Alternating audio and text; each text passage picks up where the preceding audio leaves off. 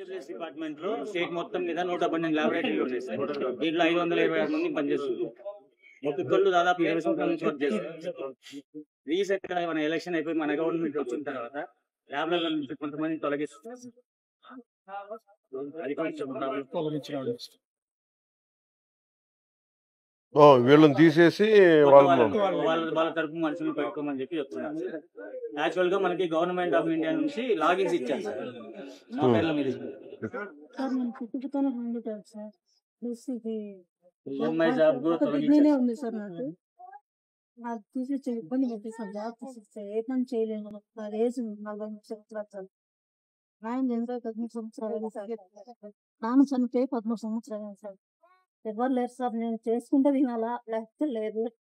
ఇబ్బంది పట్టా సార్. మీరు పనిచేస్తారు మన ల్యాబొరేటరీలో హెల్పర్ గా పనిచేస్తుంది సార్. కమలాపురంలో ఈఎంఐ కూడా తీసేసారు.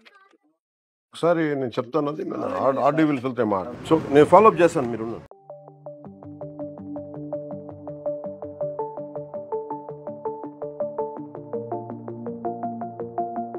డిపార్ట్మెంట్ లో స్టేట్ మొత్తం మీద 118 ల్యాబొరేటరీలు ఉన్నాయి సార్. దీంట్లో 526 మంది పనిచేస్తున్నారు. ఒక్కొక్కళ్ళు దాదాపు 20 సంవత్సరాల నుంచి వర్క్ చేస్తారు. రీసెంట్ గా మన ఎలక్షన్ అయిపోయి మన గవర్నమెంట్ వచ్చిన తర్వాత ల్యాబ్ల నుంచి కొంతమంది తొలగిస్తున్నారు. అది కొంచెం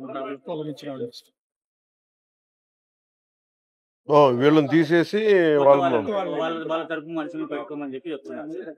యాక్చువల్ గా మనకి గవర్నమెంట్ ఆఫ్ ఇండియా నుంచి లాగిన్స్ ఇచ్చారు సార్. ఆ పేర్ల మీద ఈఎంఐ జాబ్ కూడా తొలగించారు. ఉంది సార్ నాకు అది తీసి ఇబ్బంది పెట్టి సార్ జాబ్ తీసిస్తే ఏ పని చేయలేము. సార్ ఏజ్ 40 సంవత్సరాలు సార్. ఆయన ఎంత 13 సంవత్సరాలు సార్. నాన్న చనిపోయి 13 సంవత్సరాలు సార్. ఎవరు లేరు సార్. నేను చేసుకుంటే వినాలా లేకపోతే లేదు. ఇబ్బంది పట్టా సార్. మీరు పనిచేస్తారు మన ల్యాబొరేటరీలో హెల్పర్ గా పనిచేస్తుంది సార్. కమలాపురంలో ఈఎంఐ కూడా తీసేసారు. ఒకసారి నేను చెప్తాను, అది ఆర్డీవీలు వెళ్తే మాట. సో నేను ఫాలోఅప్ చేస్తాను. మీరు